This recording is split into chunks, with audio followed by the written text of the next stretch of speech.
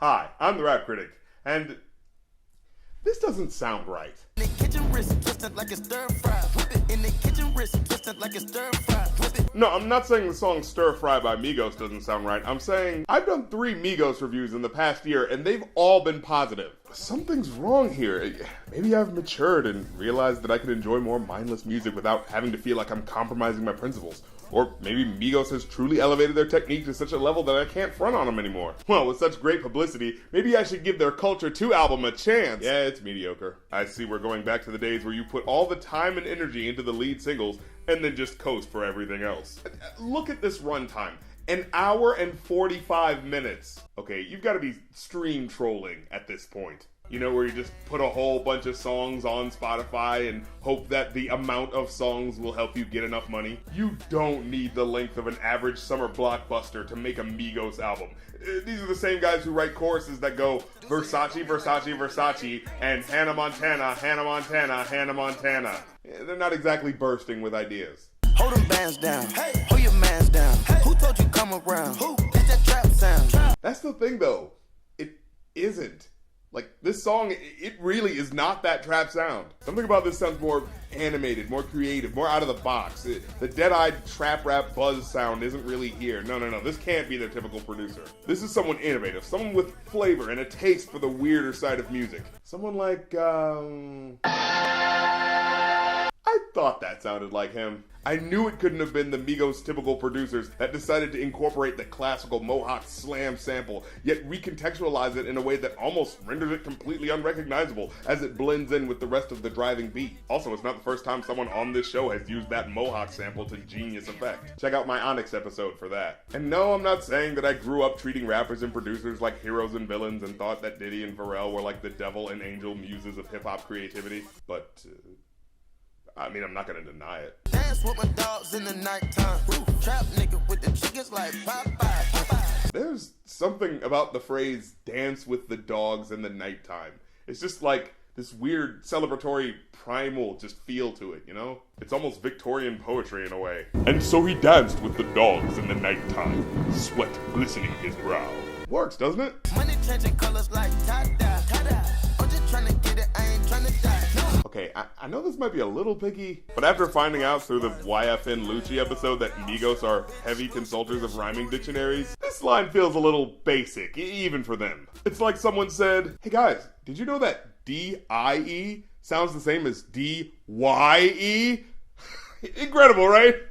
We just shaved an hour off the workload tonight. But for real, what I like about this verse is that the first half kind of feels like a chorus, even though it's actually not.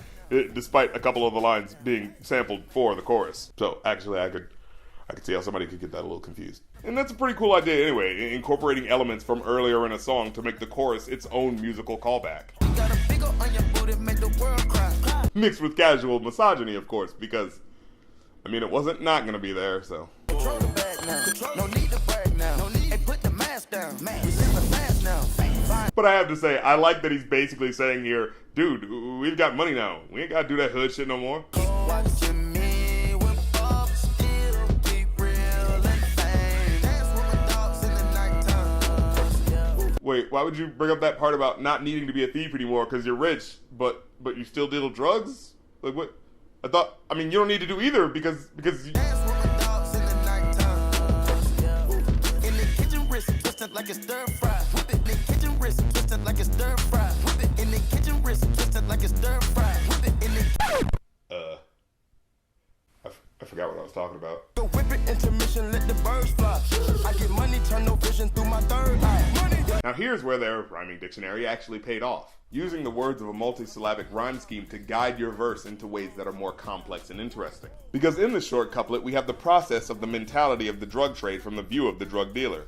You make the drugs, you have to wait for a while for it to cook and cool, and then you let it fly, as a play on words for the fact that bricks of cocaine are often called birds, and the fact that shipments are going out everywhere in order to make you a profit.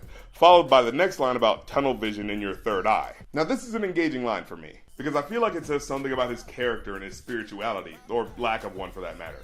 because the third eye is supposed to be all-seeing. It's supposed to be a metaphor for the enlightened mind. But there's something different about Offset. He has a tunnel vision placed over that third eye, which means that, despite intellectual ideas and discoveries that could occupy his mind, instead he's pushing against it, limiting his thoughts and therefore his life by only focusing on the hedonistic aspects of life.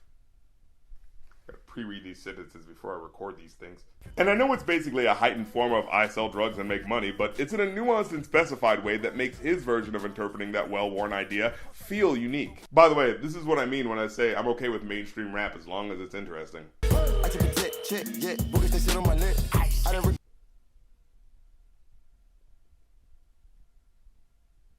Boogers are on your neck. There's no way that's the right word. It's gotta be something else. There must be something missing. No rapper would brag about having boogers on their neck. Oh, okay. He was referring to diamonds like baguettes, which he seems to refer to as boogers. I feel like the word boogers is not a proper euphemism for what diamonds look like, or even our relation to diamonds. Like, you know, I'm fine with looking at someone else's diamonds. I don't want to look at someone else's boogers. Stop watching me. Democracy, you wanna copy me. Life. Okay.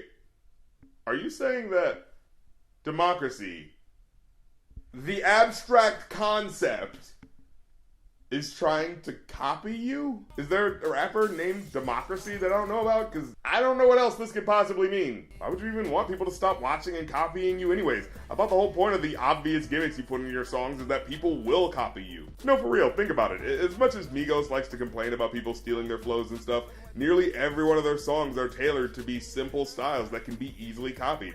I mean, if it was hard, no one would have caught on. I mean, let's be real, the triplet flow thing is not that hard. Or even that new. Shoot, I remember Killer Mike doing something similar in an Outkast song he was featured on. So when you say you want people to stop copying you, wait, that wasn't even the point. What was the line again? Stop watching me. Democracy, you wanna copy me.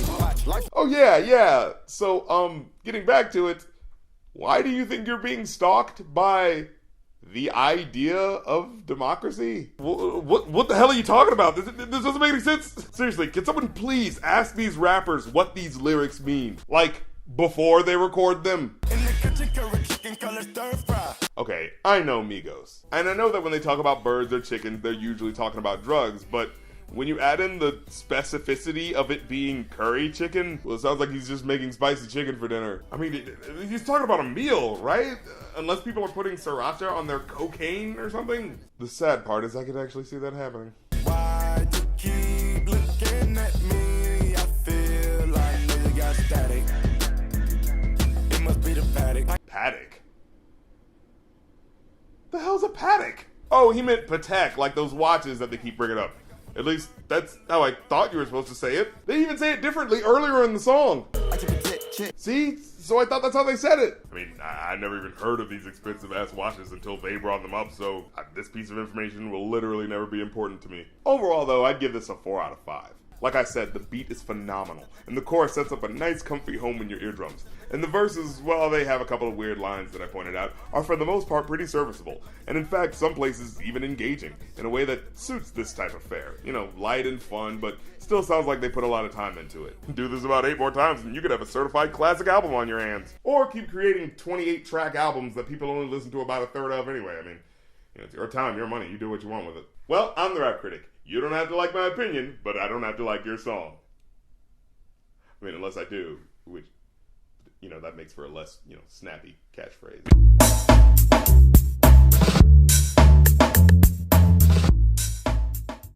Or keep creating albums where 80% of it no one actually cares about and you continue to make more money than me. Why'd I bring that up?